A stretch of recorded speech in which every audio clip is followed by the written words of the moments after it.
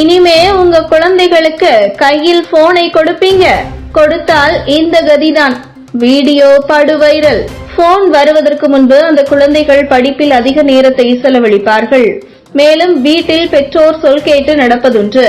அதேபோல் ஒன்றாக அமர்ந்து சாப்பிடுவார்கள். பாசம் மேலோங்கி இருக்கும். அக்கா, தங்கை, தம்பி, அண்ணன் என எந்த பிரிவினையும் இல்லாமல் ஒருவருக்கொருவர் அன்பை பரிமாறிக்கொண்டு பாடங்களையும் பகிர்ந்து கொள்வது உண்டு. நேரத்திற்கு தூங்கி நேரத்திற்கு எழுந்திருப்பார்கள். இதனால் அவர்கள் உடல் ஆரோக்கியம் மேம்பட்டு அறிவுத்திறனும் வளர்ந்தது. மாலை பள்ளி விட்டு வீட்டிற்கு வந்தவுடன் பாட புத்தகத்தை எடுத்து படித்து அறிவுத்திறனை வளர்த்துக் கொள்வார்கள். காலை எழுந்ததும் அம்மாக்களுக்கு வீட்டில் உதவி புரிவார்கள். மேலும் பாடங்கள் தவிர்த்து விளையாட்டிலும் அதிக ஆர்வம் செலுத்துவார்கள்.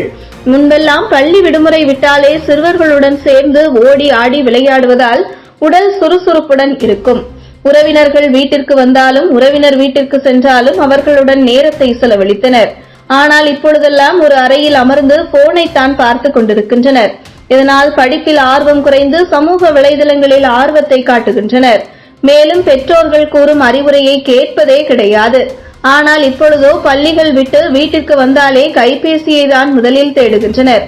அதேபோல் அதில் வரும் ரீல்ஸ்களை பார்த்து பல மாணவிகளும் மாணவர்களும் தங்கள் கவனத்தை அதில் செலுத்தி பாடத்தில் கோட்டை விடுகின்றனர்.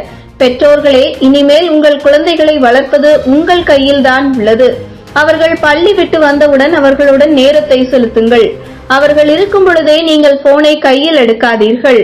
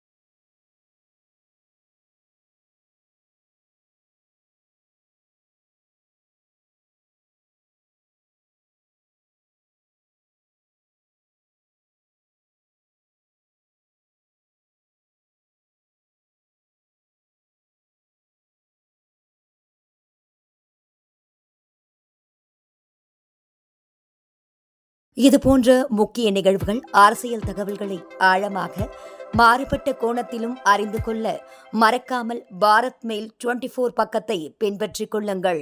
உங்கள் ஒவ்வொரு ஆதரவும் இதுபோன்ற பல நிகழ்வுகளின் பின்னணியை அறிய உதவும்.